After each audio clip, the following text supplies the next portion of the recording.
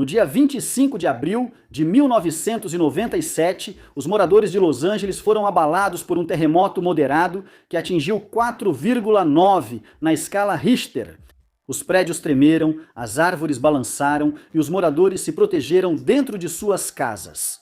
Houve alguns ferimentos leves devido à queda de objetos ou colisões de trânsito, mas, no geral, os danos foram limitados.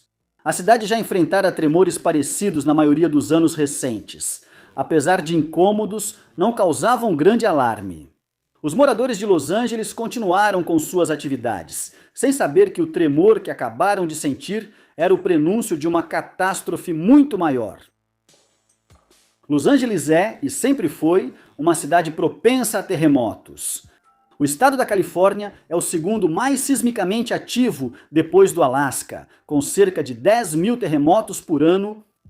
A maioria é tão pequena que os moradores nem percebem, mas às vezes um terremoto significativo é sentido. Na cidade, que está situada em uma bacia sedimentar profunda, essa bacia amplifica o movimento, fazendo com que a cidade trema de uma forma que muitas vezes é descrita como uma tigela cheia de gelatina.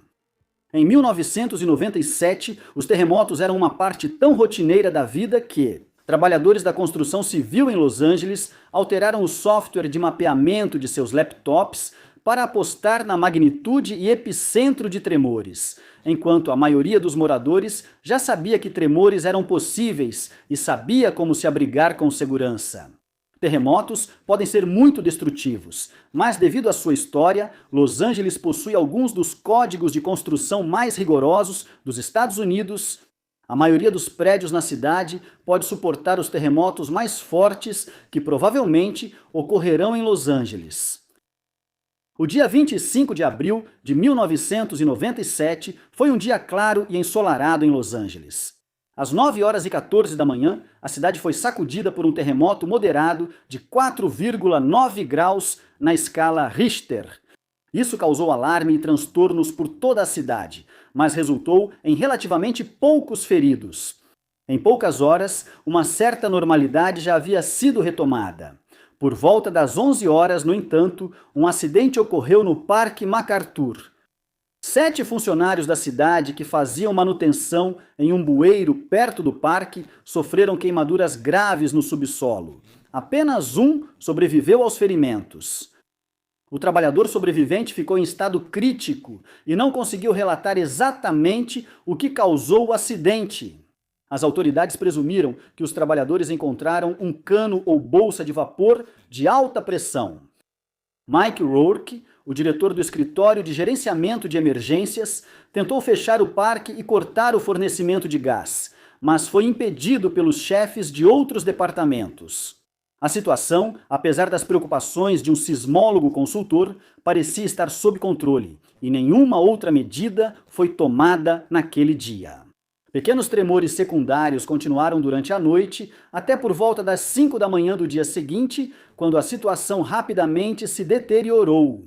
Um terremoto de magnitude sem precedentes atingiu a cidade, causando grande sofrimento e danos significativos. Poucos minutos depois, os poços de Piche de La Brea entraram em erupção, explodindo em chamas e expelindo uma mistura de vapor, gases quentes e rocha derretida. Os poços de Piche de La Brea são um tradicional local de pesquisa e atração turística de Los Angeles, compostos por vários pequenos lagos de petróleo bruto, que naturalmente brota do solo abaixo. Ao longo de milhares de anos, esse petróleo endureceu e se transformou em asfalto natural, às vezes prendendo e preservando animais em seu interior. Agora, esses poços de petróleo bruto que vazam pegaram fogo, tampas de bueiro explodiram das ruas próximas em nuvens de vapor pressurizado, prédios pegaram fogo. Fumaça e cinzas caindo encheram o ar, e uma enorme quantidade do que só poderia ser descrito como lava transbordou de uma abertura recém-formada nas poças de Piche. Contra todas as probabilidades, e como foi rapidamente confirmado pelo Serviço Geológico dos Estados Unidos, um vulcão totalmente novo havia se formado bem no meio de Los Angeles, e agora entrava em erupção de forma violenta. Em cenas estranhamente reminiscentes, mas tecnicamente distintas, do filme, o diretor de Dante's Peak, Mike Rourke, do escritório de gerenciamento de emergências, por acaso estava passando de carro pelos poços de piche a caminho do trabalho naquele momento e foi pego no meio do caos. Ele prestou os primeiros socorros aos feridos e testemunhou a destruição de um caminhão de bombeiros por uma bomba vulcânica, sendo bomba vulcânica uma rocha vulcânica em chamas expelida de um vulcão durante sua erupção. Essas cenas foram transmitidas ao vivo nas notícias locais, espalhando medo e pânico e resultando em surtos esporádicos de saques. A Guarda Nacional foi acionada para ajudar a conter a emergência.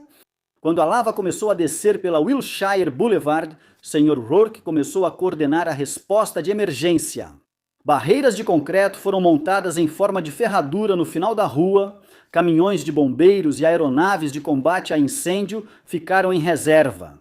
Quando a lava chegou à barreira e começou a se acumular ali, uma grande quantidade de água foi liberada sobre ela, resfriando-a e fazendo com que rapidamente se formasse uma crosta, tornando-se na prática uma barreira natural. Após esse notável controle, a mídia rapidamente noticiou que o perigo havia passado, mas isso estava incorreto. A lava continuou a fluir por túneis subterrâneos já existentes. A sismóloga Amy Barnes trabalhou com Mike Rourke para rastrear esses fluxos de lava e determinar onde a rocha derretida iria emergir. Para o desespero deles, esse lugar seria o Centro Médico Sinai de Cedar, o local para onde a grande maioria dos feridos no caos até aquele momento havia sido levada. De fato, a própria filha do Sr. Rourke, tendo sofrido queimaduras leves, havia sido evacuada para o hospital, pois acreditava-se que era o ponto de apoio mais seguro para os feridos. O resultado disso foi que o hospital ficou perigosamente superlotado, com pacientes se abrigando no estacionamento e em estabelecimentos próximos. Cirurgiões trabalhavam para realizar tratamentos de emergência que salvavam vidas sob luzes portáteis. O hospital recebeu apenas 30 minutos para evacuar, uma tarefa quase impossível devido ao número de feridos e à complexidade de muitos dos ferimentos.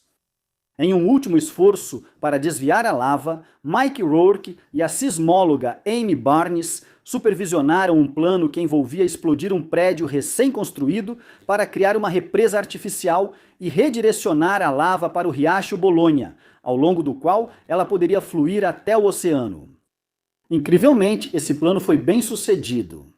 Um feito extraordinário, considerando que normalmente leva semanas para demolir um prédio de forma segura e precisa, de modo que ele caia de maneira previsível.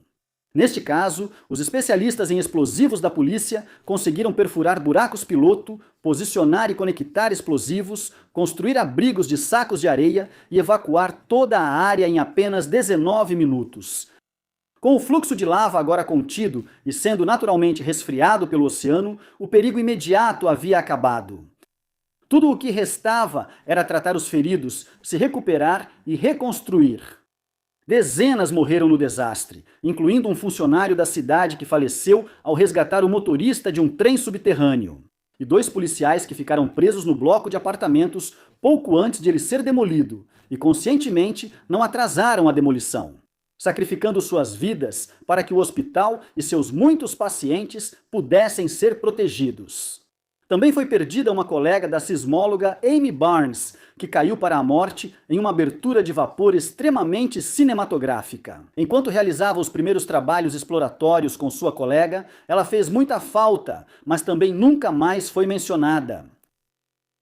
Embora tenha sido fundamental na coordenação da resposta de emergência, o diretor da OIM, Mike Rourke, mais tarde enfrentou críticas por permanecer na zona de perigo, em vez de retornar ao centro de comando da agência, onde suas habilidades e conhecimentos poderiam ter sido mais facilmente aproveitados. De fato, suas ações naquele dia o deixaram preso por árvores em chamas e pelo avanço da lava, em várias ocasiões. Ele também havia roubado uma moto da polícia e gastou um tempo precioso tentando usar uma britadeira para criar um buraco para explosivos. Apesar de não ter treinamento nessa área, algo que os críticos disseram representar uma má gestão de recursos e uma falha em administrar a cadeia de comando. Mike Rourke respondeu alegando que estava de férias. Ele e sua filha sobreviveram ao desastre, apesar de estarem constantemente em proximidade extrema ao perigo durante todo o tempo. A sobrevivência deles foi ainda mais milagrosa. Dada a condição médica única de sua filha, ela sofria de uma incapacidade crônica de fugir sozinha do perigo que se aproximava. Mike Rourke se aposentou depois e passou o cargo ao sucessor. Ele continua morando em Los Angeles, onde aprecia esportes a motor, música e a companhia de amigos próximos. Há relatos não confirmados de que ele e a sismóloga Amy Barnes começaram a namorar depois, mas esses rumores são no mínimo incertos. O cone do vulcão formado durante esse desastre permanece visível no meio do que antes eram os poços de piche de La Brea. Ele ainda está ativo, mas até agora suas erupções permaneceram sob controle e ainda não foi necessária uma continuação. Por mais divertido que isso possa ser,